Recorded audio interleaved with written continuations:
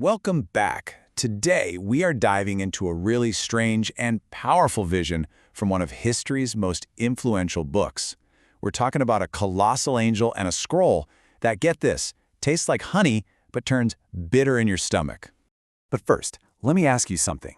Have you ever gotten news that was both? You get that amazing promotion you wanted, but it means moving thousands of miles away from your family. Or you make a discovery that solves one huge problem, but, whoops, it creates a totally new one. Just hold on to that feeling, because it's right at the heart of what we're exploring today. The text we're walking through describes that exact paradox. It's a vision of a mighty angel who delivers a message that is, literally, as sweet as honey, and at the same time, profoundly, bitterly sour. Okay, so our story kicks off with the appearance of this mighty angel. And when I say mighty, I mean this is a truly colossal figure. The narrator, who's already seen some pretty incredible things, now sees another mighty angel coming down from heaven. And that word mighty is so important. It's a huge signal that this is no everyday messenger. The way this being is described is just cosmic. He isn't just wearing robes, he's literally robed in a cloud. And there's a rainbow over his head, kind of like a crown, which is this classic symbol of a divine promise. Every single detail is meant to scream power and importance. His face, well, it shines like the sun. We're talking a light so powerful it's almost impossible to even look at, suggesting a kind of glory that's way beyond what we can normally comprehend. And then you get to his legs, described as fiery pillars. Now, pillars, they mean strength, right? Stability. And fire means purity, maybe even judgment. So this isn't some flimsy apparition. This is a solid, grounded, and incredibly powerful being. So here's where all that incredible imagery comes together. The angel plants one foot on the sea and the other on the land. This isn't just a cool power stance. It's a crystal clear declaration of authority over the entire world. It really sets the stage for a message that's going to affect everything. Now, an angel this mighty doesn't just show up in silence. But what happens next is a really fascinating divine mystery. Something known as the sealed thunders. When the angel shouts, it's not just some loud noise. The text says it's like the roar of a lion. That's a sound that doesn't just ask for your attention, it absolutely demands it. It signifies supreme authority.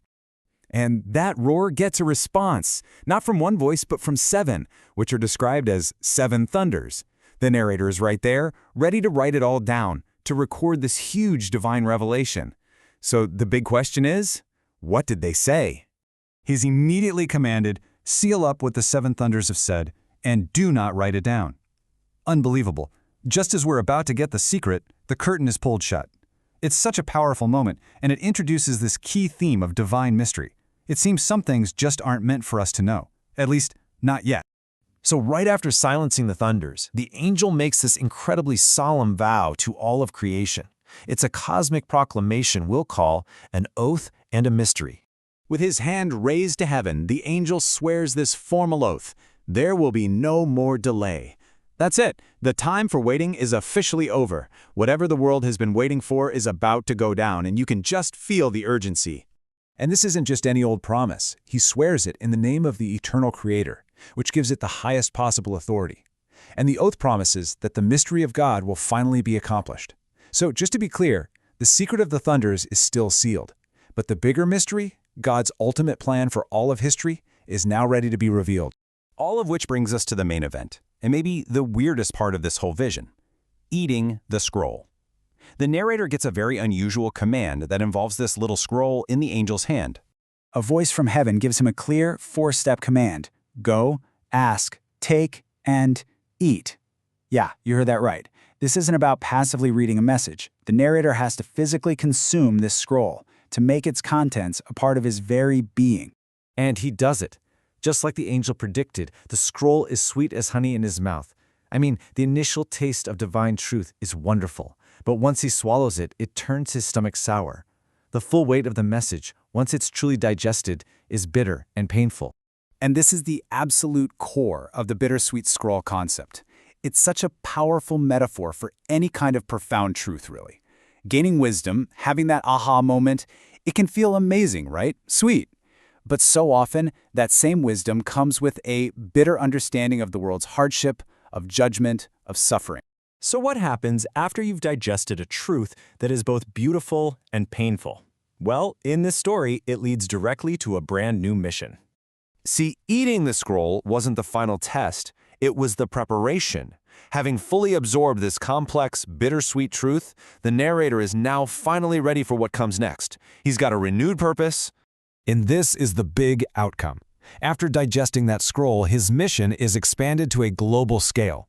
He's no longer just a witness to these visions. He now has to become a messenger and prophesy to many peoples, nations, languages, and kings. In other words, to the entire world. And that's where the vision ends. Not with a neat little answer, but with a mission that's born from a paradox. It really leaves us to ask ourselves, doesn't it? What's the bittersweet scroll you've been asked to swallow? What beautiful, painful truth have you had to digest in your own life? And now that you have, what's your mission?